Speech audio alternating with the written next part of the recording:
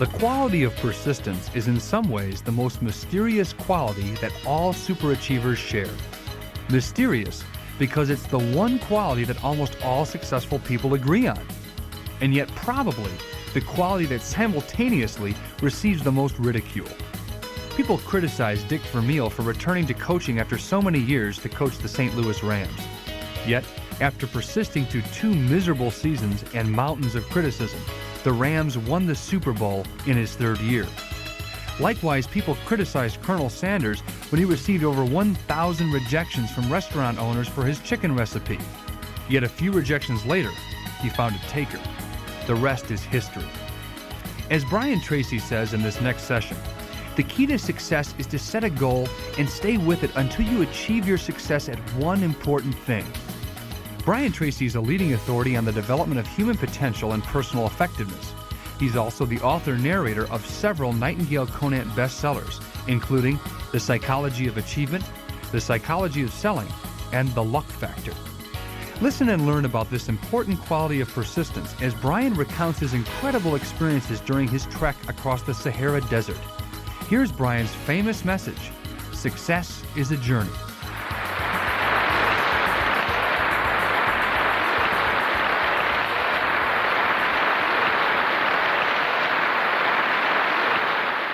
Thank you. I can't tell you how delighted I am to be here. Did you ever stop and ask yourself, why is it that some people are more successful than others? Why is it that some people make more money, live longer, have better relationships, while the great mass of men, as Thoreau said, live lives of quiet desperation?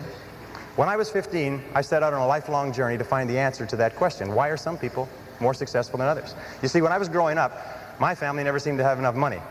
My parents grew up during the Depression, and I heard the same things over and over again throughout my childhood. We can't afford it. We can't afford it. We can't afford it. I don't know if you heard that when you were growing up. It seemed to be the national anthem. I was not a great student.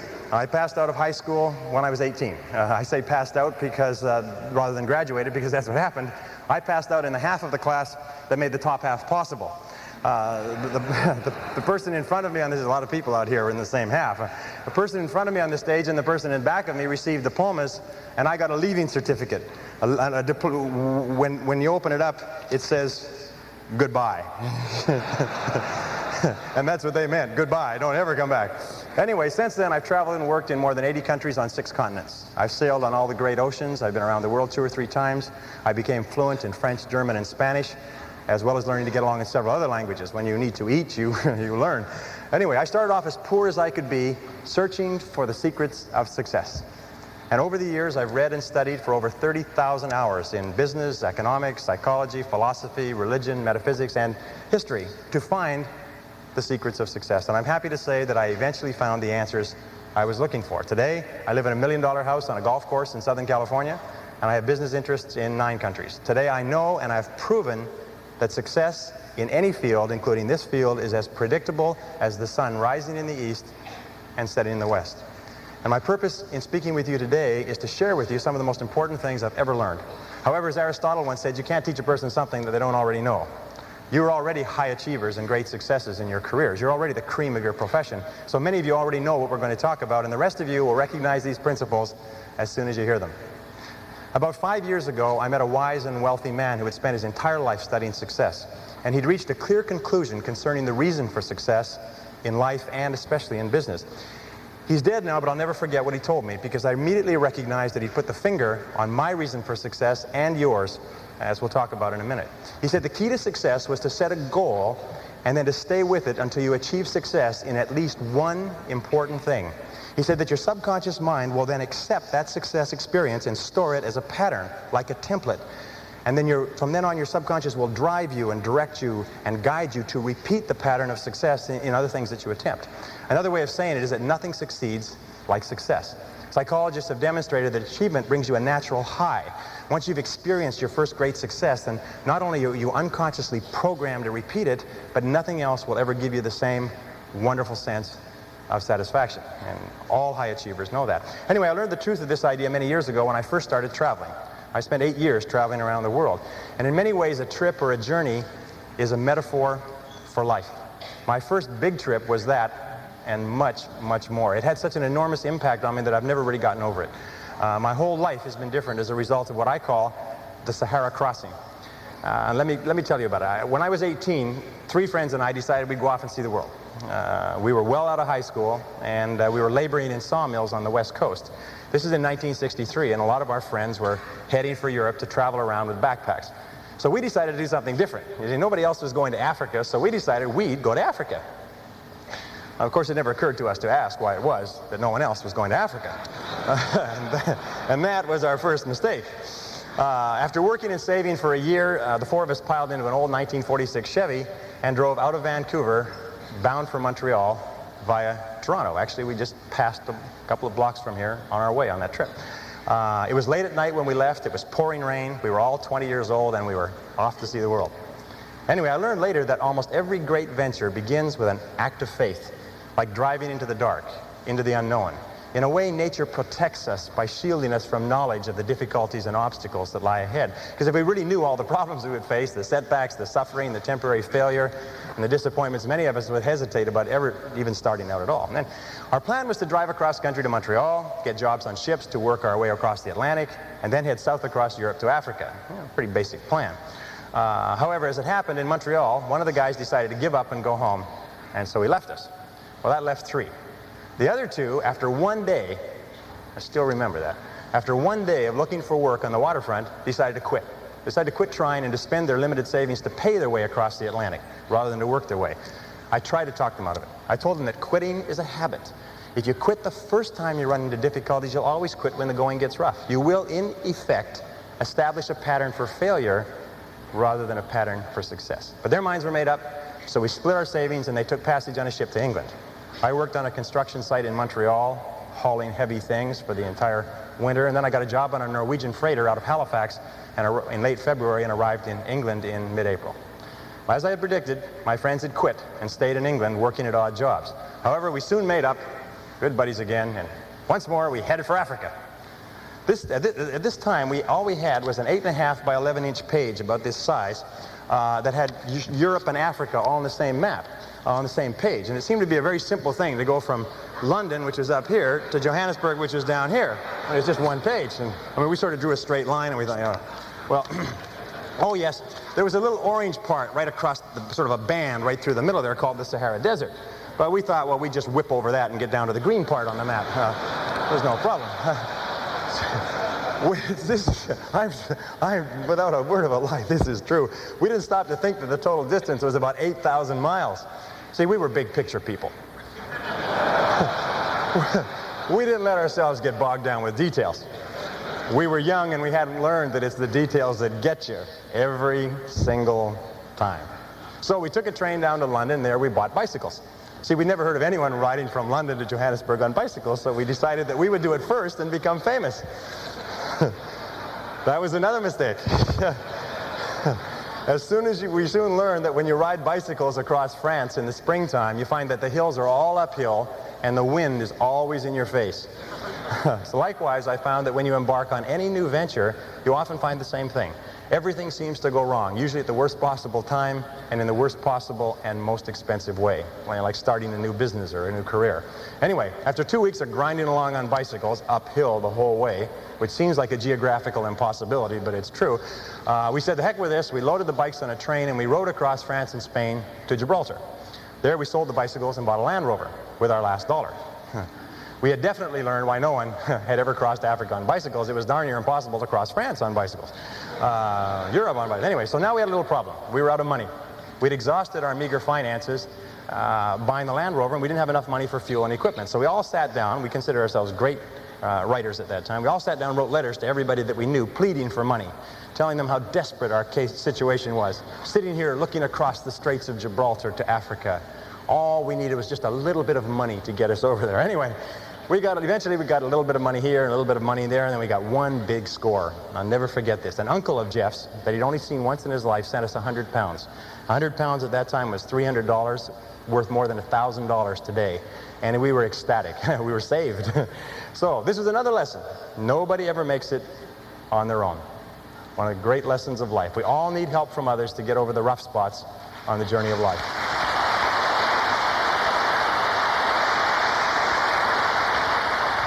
Well, Well, with the additional money, we loaded up with food and supplies. We took the ferry over to Tangiers and Morocco, and then we headed out of Tangiers toward the Atlas Mountains and the Sahara, full of excitement, singing as we drove down the road. 20 miles out, the radiator blew up. The Land Rover had never been driven on the open road. It had spent its whole working life tooling around the narrow streets of Gibraltar, and once on the open road, it began to fall apart. The radiator was just the beginning. Over the next 10 days, the steering rods bent and threw the front wheels out of alignment, so the tires blew one by one. We had trouble with the carburetor and the ignition system.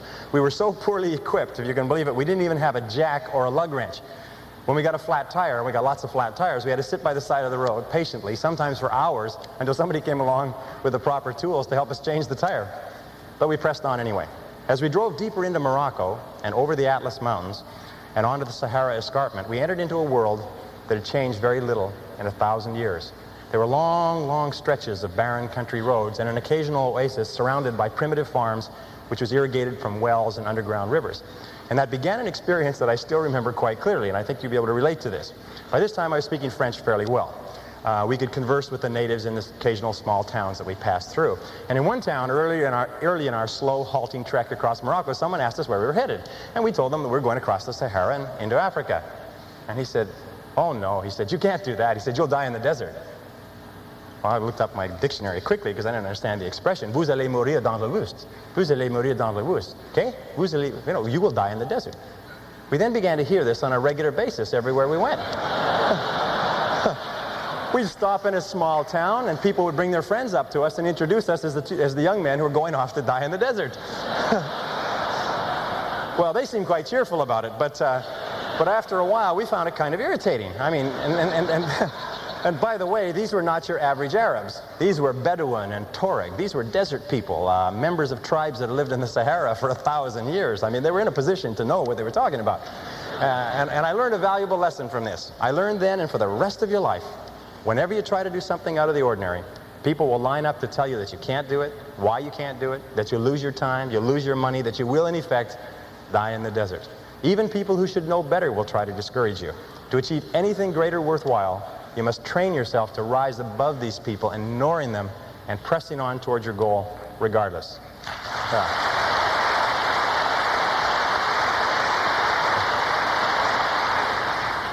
Geez, you're great guys. I love it.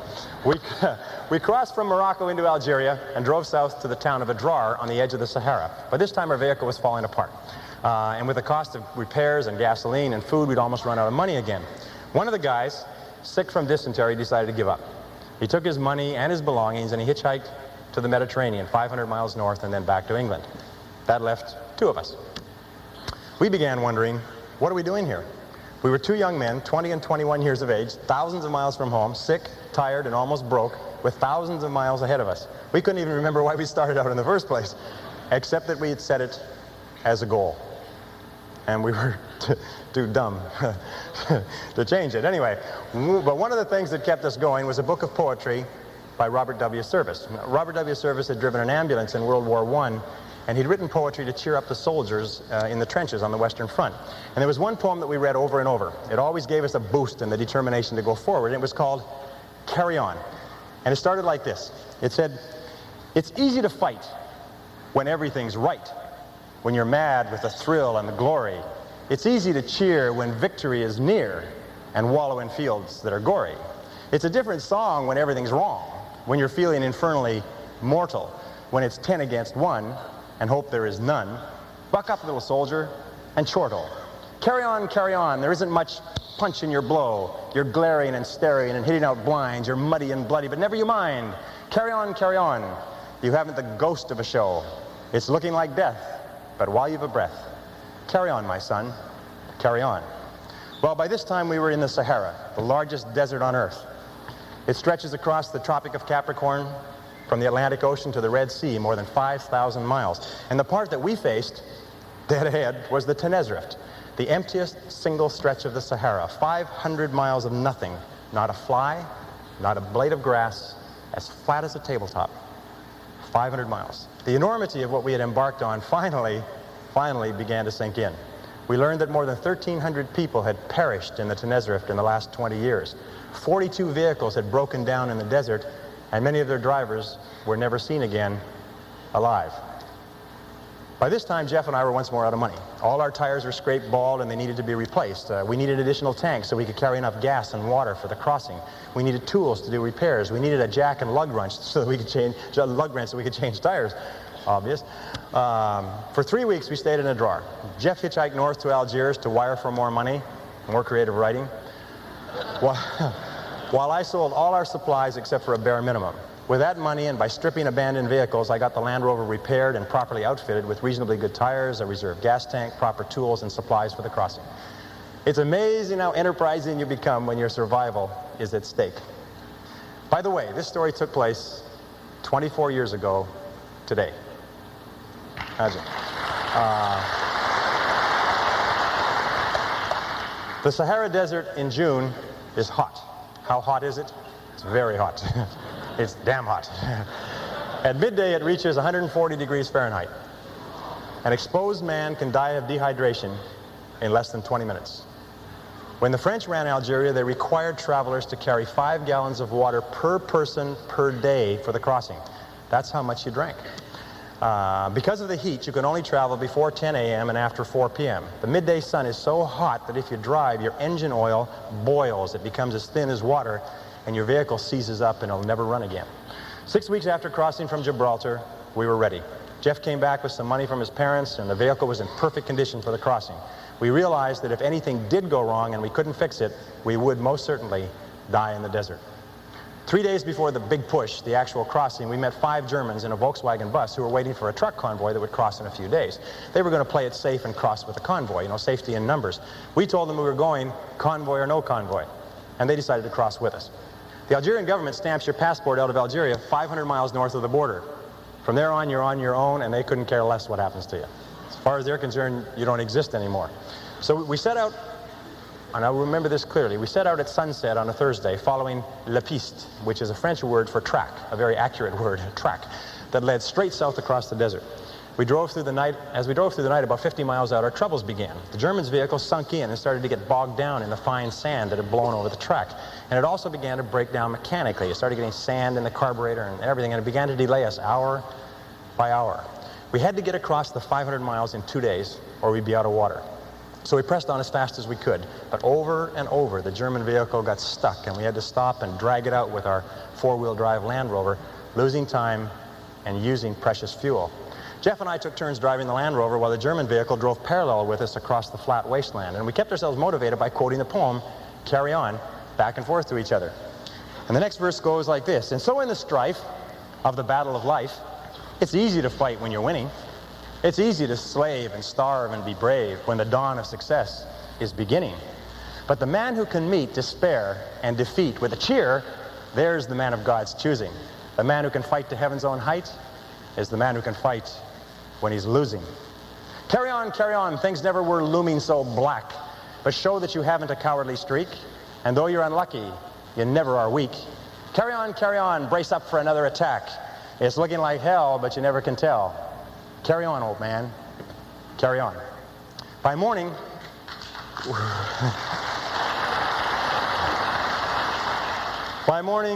we had only made 150 miles, and we were all exhausted and a bit tense. There was an abandoned army fort in the middle of the desert, and we had hoped to shelter there from the midday sun in one of the empty buildings, and now it was too late. The sun had begun its implacable climb up the eastern sky. Still, we hurried on. So fortunately, you couldn't get lost crossing the Sahara in the daytime. The track across the desert is marked by black 55-gallon oil drums located every 5 kilometers, which is exactly the curve of the Earth's surface. You can always, as you drive, you can always see 2 oil barrels, the one you've just passed and the one you're heading for. So all you have to do to cross the biggest desert on Earth is to take it 1 oil barrel at a time.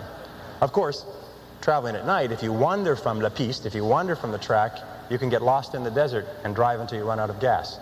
And many people have died that way. As we would approach each oil barrel, it was really neat. As we approach each oil barrel, we come to this oil barrel, we just come parallel with it. The next oil barrel would just pop up on the horizon. And as we would pass this oil barrel, the one behind us would fall off the horizon, as though it had been shot in a shooting gallery. Really neat. So in the years since then, I found that you can achieve almost any goal you set for yourself if you simply take it 1 oil barrel, 1 step at a time.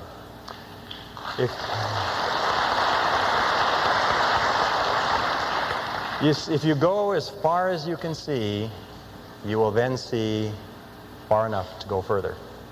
Now the sun really became the enemy. It sat on the horizon like a big, evil, yellow cat, and then it began to rise inexorably, getting hotter and hotter as we raced south. The temperature grew hotter and hotter. Finally, at 9:30 a.m., it reached 110 degrees Fahrenheit, and the vehicles began coughing and stalling.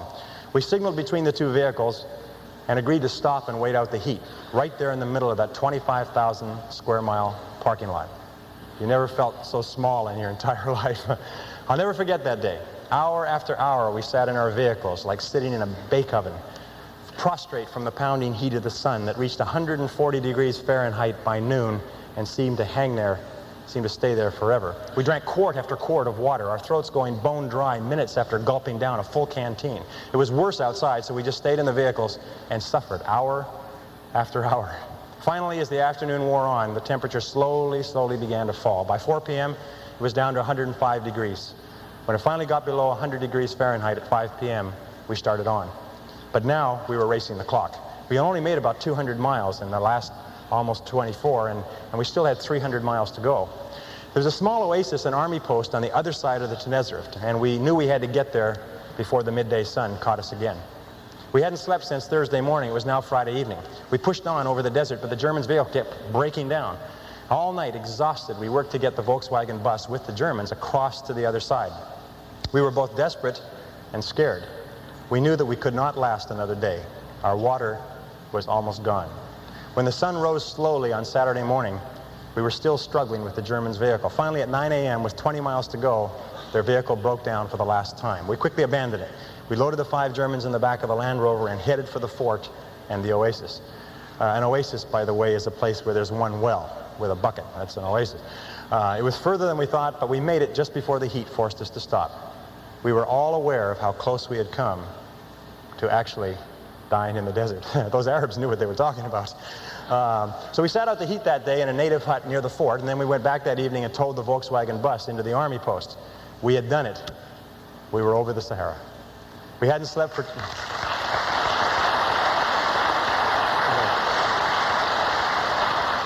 We hadn't slept for 2.5 days, but we had made it. Now, I won't go into the details of what happened on the rest of our trip across Africa, except to say that we did finally get to Johannesburg 2 or 3 months later. I won't trouble you with how we had to cross 2 countries illegally with the police and the army on orders to shoot to kill if they saw us. And I won't go into how we were almost killed under the boots and rifle butts of a mob of soldiers in the Congo. That was another close one. And I won't talk here about the experience of meeting and working with Dr. Albert Schweitzer in his hospital village in Lambrini. No, I'll wrap up this story here by telling you what I learned about life and success in the Sahara crossing. Here are 7 rules you can apply to any challenge that you face in achieving anything you desire. Rule number 1, the most important key to achieving great success is to decide upon your goal and then launch. Get started, take action, do something, move. A 12-year study at Babson College concluded that the act of taking the first step is what separates the losers from the winners, or the winners from the losers. We set out at the age of 20 with $300 each to cross 3 continents and travel 17,000 miles from Vancouver on the west coast to Johannesburg in southern Africa. And we made it in just under 12 months. But the most important step was the first one. All the rest followed from that. Number 2, once you've launched towards your goal, never consider the possibility of failure. The Germans have a saying, it's immer vorne, nie zurück. Immer vorne, nie zurück. And it means always forward, never backward. Always forward, never backward. Never consider the possibility of failure. Every person here is here because they refused to quit when the going got rough. Your ability to persist in the face of setbacks and disappointments is vital to all great achievement, and it's always a decision that you make. It's not the external environment, it's always the internal environment. Number 3, the biggest goal in the world can be accomplished if you just take it 1 oil barrel at a time. Thomas Carlyle once wrote that our great business is not to see what lies dimly at a distance, but to do what lies clearly at hand. The only time you will ever have is now. If you live every day, every hour, the best you can, the rest will take care of itself. As the Bible says, sufficient unto the day are the cares thereof. Number 4, watch out for the naysayers. The negative people around you are always telling you that you'll die in the desert. Get around positive people. Get around winners like people in this room. Fly with the eagles and refuse to listen to objections and reasons why you can't succeed. Someone once said that if every possible objection must first be overcome, nothing will ever get done. And truer words were never spoken. Number 5, welcome obstacles and difficulties as valuable and inevitable steps on the ladder of success. Remember that difficulties come not to obstruct, but to instruct. Difficulties come not to obstruct, but to instruct. Our trip to Africa was one problem after another. We ran out of money over and over. We strained every muscle of our bodies trying to ride bicycles across France and Spain. Our Land Rover broke down again and again. We suffered from dysentery and heat stroke and exhaustion. But when it was time, we were ready for the Sahara crossing. In retrospect, we saw clearly that without the lessons that we had learned from our mistakes, we would have surely died in the desert. And when you look back on any achievement, you will find that it was preceded by many difficulties and many lessons. They are the price that you pay for your success, and no success is possible without them. Number 6, be clear about your goal, but be flexible about the process of achieving it.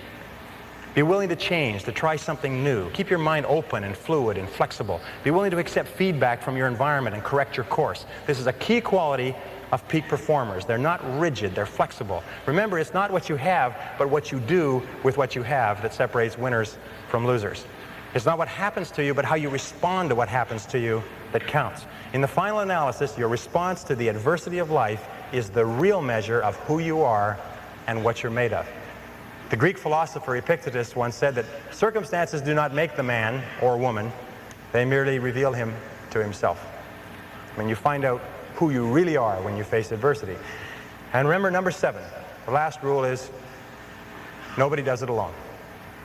At every step on our journey across Africa, people helped us with advice and with food and with assistance and with money, but especially with warmth and with kindness and with generosity. When life is over, it will be the people that we lived and laughed and loved with that we remember more than anything else. So don't be afraid to ask for help from others. It's a mark of strength and courage and character. And don't be reluctant to give of yourself to others generously. It's the mark of caring and compassion and personal greatness. The reason the Sahara story was so relevant for me was that because after the Sahara, I never felt that there was anything I couldn't do. I felt programmed for success for life, although it took me many years to understand it. And the reason why this story may be of interest to you is because I believe that everyone has a Sahara to cross, perhaps more than one. Many of you are crossing your own Saharas right now. Everyone eventually goes through periods of great difficulty, their own private hells, their dark nights of the soul. But it is by facing whatever life gives us with courage and determination that we grow more surely toward the stars. Let me leave you with the last verse of Carry On. There are some who drift out in the deserts of doubt, and some who in negativity wallow. There are others I know who in piety go because of a heaven to follow. But to labor with zest and to give of your best for the sweetness and joy of the giving, to help folks along with a hand and a song, why there's the real sunshine of living. Carry on, fight the good fight and true. There's big work to do. Believe in your mission, greet life with a cheer. There's big work to do, and that's why you're here. Carry on, let the world be the better for you. So at last when you die, let this be your cry. Carry on, my soul, carry on. Ladies and gentlemen,